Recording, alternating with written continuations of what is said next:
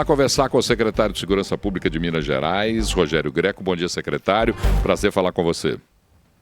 Bom dia a todos. Prazer estar com vocês aqui. Secretário, vamos começar com um balanço da segurança pública em Minas Gerais. Nós estamos vivendo um ano em que o Brasil revelou algumas pontas de insegurança, de intranquilidade para a população.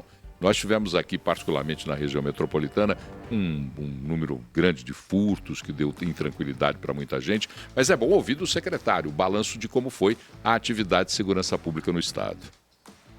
Não, bom demais ter essa possibilidade, Paulo. E, assim, na verdade, o nosso balanço foi extremamente positivo, né? Ao contrário do que a gente escuta muitas vezes. Só para que você ter uma ideia, houve uma pesquisa feita pelo IBGE e 82% dos mineiros tiveram essa sensação de segurança aqui no estado. Minas ficou como sendo o segundo estado com essa maior sensação de segurança do país, e Belo Horizonte é a segunda cidade no país também com a maior sensação de segurança. Então, isso foi uma pesquisa voluntária, não foi uma pesquisa que os próprios cidadãos, né, declararam essa sensação de segurança. E é claro, né, a gente tem momentos cíclicos onde aumenta um pouquinho mais essa sensação de segurança, mas isso é normal também. Só para que você tenha uma ideia, Paulo, no Carnaval houve uma redução no estado de 80% do número de roubos de celulares. No Brasil inteiro houve um aumento, e aqui em Minas Gerais houve uma redução especificamente de roubo de celular, né, que é uma preocupação muito grande que todos têm. Houve uma redução de 80%. De roubos, de uma forma geral, houve uma redução de 75%. Em Belo Horizonte, só para vocês terem uma ideia, nós recebemos aqui mais de 5 milhões, né, de foliões de visitantes aqui em Belo Horizonte. No estado, né, como um todo, foram quase 12 milhões. Então, quer dizer que as pessoas saíram de Minas, saíram de Belo Horizonte querendo voltar no próximo ano justamente por conta dessa sensação de segurança. Bom dia, secretário Greco. Ricardo Kertzmann aqui. Obrigado pela presença. A despeito da sensação de segurança que o senhor citou e da diminuição de furtos, fato é que no primeiro semestre desse ano, na contramão do Brasil, o número de mortes violentas em Minas Gerais aumentou 0,5%, enquanto no Brasil esse índice caiu 3,4%. O que o senhor atribui a isso? Qual que foi o problema de Minas Gerais nesse aspecto? Ricardo, isso se deve a vários fatores. Por exemplo, quando você tem um número de mortes violentas ligado ao tráfico de drogas, é uma situação, para nós, mais fácil, entre aspas, de controlar, porque você faz um combate mais efetivo com relação a essas facções, né, que hoje, né, infelizmente, estão no Brasil inteiro, mas há um número também grande com relação à violência doméstica. E violência doméstica é uma questão cultural. Então, você não consegue, muitas vezes, chegar no lar das pessoas antes, né, que a violência aconteça.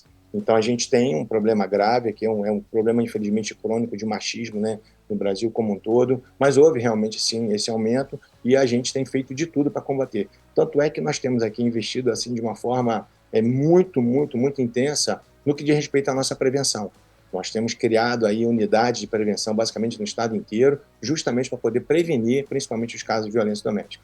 Secretário, prazer falar com você, João Henrique do Vale. Secretário, não tem como a gente não falar dessa questão que a gente teve, não só em Minas Gerais, mas no Brasil como um todo, o rolezinho do grau, né, que atormentou a todos aí no Natal. Como é que a Secretaria de Segurança de Minas Gerais está se preparando para eventos como esse, para não termos mais situações como essa no futuro?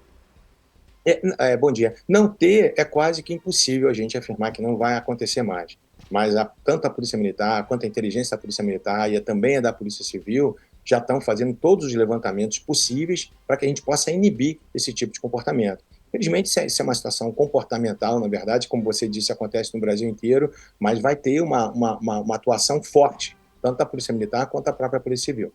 Secretário, aproveito para fazer mais um questionamento, agora em relação ao consumo de bebidas e as pessoas que costumam dirigir após consumirem bebidas alcoólicas. A gente está vendo um aumento aí aqui em Minas Gerais de flagras, né? Não só das pessoas, mas também uma sensação de mais acidentes com pessoas que consomem bebidas alcoólicas. Tem alguma ação que vai ser feita, uma intensificação de ações para coibir esse tipo de crime? Sim.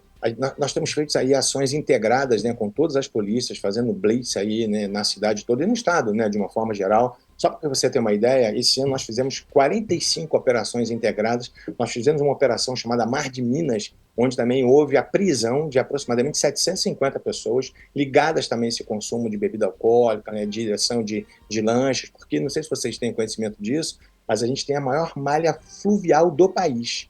Então, assim, então as pessoas podem até estranhar, porque uma operação, né, com a Marinha? Porque justamente nós temos aqui a maior quantidade de rios no país, e isso acontece não só dentro das cidades, como acontece também nos rios. Então vai haver uma intensificação dessas operações justamente para tentar inibir esse tipo de infração criminal.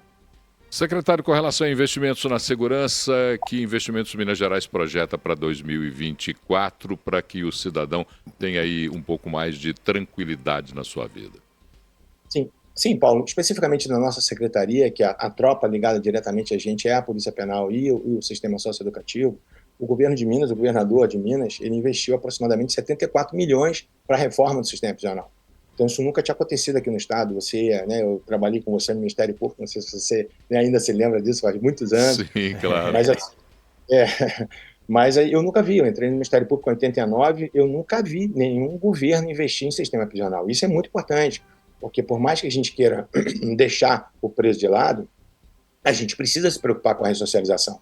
Não adianta você pensar em redução de índice de criminalidade se você não consegue pensar em ressocialização. Então, a gente tem feito isso aqui no governo de Minas, nós estamos reformando, né, o sistema prisional naquilo que a gente tem de pior, vamos dizer dessa forma, e existem muitos sistemas prisionais ruins. Só para que vocês tenham uma ideia, nós temos uma unidade prisional aqui, a José Maria Alquimim, que ela começou a sua construção na década de 20 do século passado. É um sistema prisional que tem quase 100 anos e nunca houve nenhum tipo de reforma. Então, o governo está investindo nisso para que a gente possa, no ano que vem, realmente aí começar a tentar fazer com que cada vez mais a gente reduza aí os índices de criminalidade. E a gente tem conseguido isso, graças a Deus. Secretário, por falar em investimento, outro dia estava me dirigindo ao aeroporto de Confins e passei em frente à cidade administrativa e me chamou a atenção um número imenso de viaturas que estavam enfileiradas ali. Era uma entrega de viaturas para a Polícia Civil. Depois eu fui olhar aqui no site da 98, eram 190 viaturas entregues. E aí eu como cidadão, eu tive uma curiosidade. Como que é feito? Nós temos 800 municípios, né, em Minas. Como que é feita a distribuição dessas viaturas? É de acordo com o tamanho da cidade? É de acordo com a longevidade das frotas dessas cidades? É uma curiosidade. Como que é a logística disso aí? Então, na verdade, cada chefe de cada uma dessas instituições, Polícia Militar, Polícia Civil e aqui, né, com a gente, com a Sejusp, que lida com o sistema prisional e com o socioeducativo, a gente vê a necessidade de cada localidade, de cada unidade.